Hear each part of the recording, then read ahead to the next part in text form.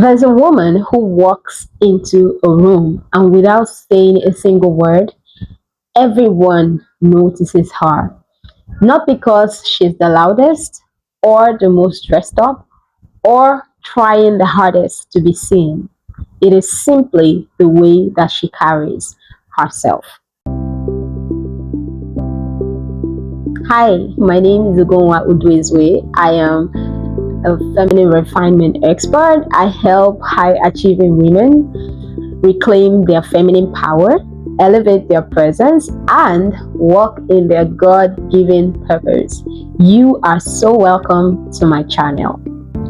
Her posture, her body language, the way she moves, the way she looks, the way she simply exists in space.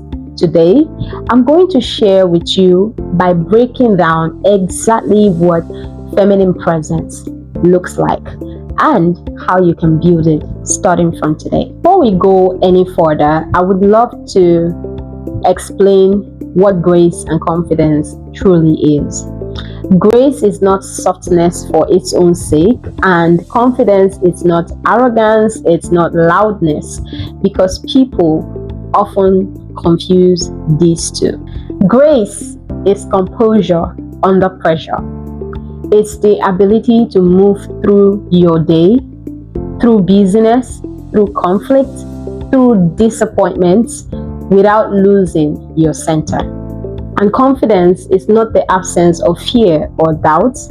It's the decision to fully occupy your space even when you don't feel certain. A confident woman is not the one who has it all figured out. She's the one who takes up space and stands her ground regardless. And when you combine grace and confidence, you get presence. And that is what makes you an unforgettable woman. Now let's begin with the most physical, immediate thing. Because before you say a single word, your posture has spoken. So let's begin with posture. I want you to understand that posture is not standing stiff like a soldier. Posture is about alignment. Let's do a little practical exercise. Wherever you are right now, roll back your shoulders, lengthen your spine, and unclench your jaw. Notice that your breathing already changed, didn't it? That's not a coincidence. There's a deep connection between your posture and your inner world. So when you change your posture, you're not just changing how you look, you're changing how you feel. A woman who slouches is a woman who has learned somewhere along the way to make herself smaller, to take up less space, to apologize for being seen. So I want you to notice where in your life you're shrinking yourself and you're afraid to take up space. And I want you to start practicing fully occupying the space that you've been given. Now, let's talk about body language, because this is where most of your communication actually happens. Studies have shown the majority of how we communicate is not through words at all, but through the way we hold ourselves. So here are some specifics. Number one, your eye contact. You look people in the eye when you're communicating with them. How you hold a steady gaze, not a gaze that is so intense that people start to feel uncomfortable, but a gaze that is steady enough to let them know that you are present right there in that room at that very moment. Number two, your hands. Your hands should always be or feel relaxed, not fidgety or stiff across your body in defense. So open hands signal openness and trustworthiness. Number three, your pace. Slow down. A woman who rushes everywhere, who is always frantic, who cannot sit still, communicates anxiety, even if she's calm inside. Slowing down your physical pace, even by just 20%, changes the way people experience you completely.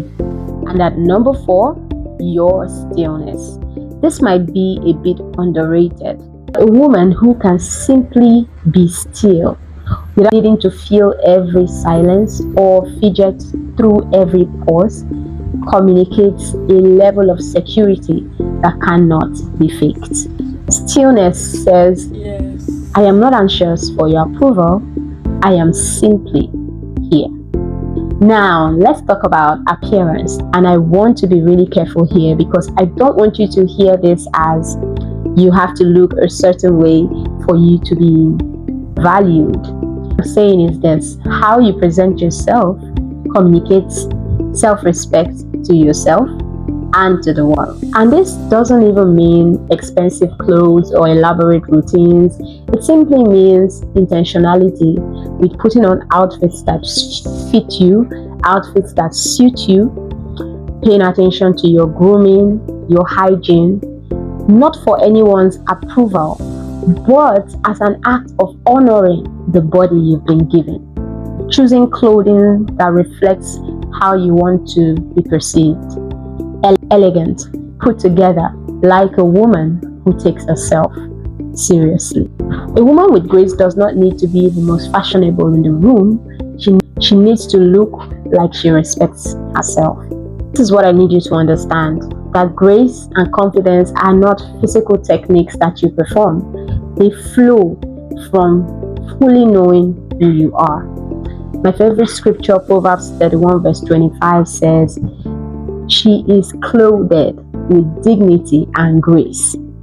Clothed, not borrowed, not performed, worn like a garment that is hers, a garment that belongs to her. That is the kind of confidence I'm talking about.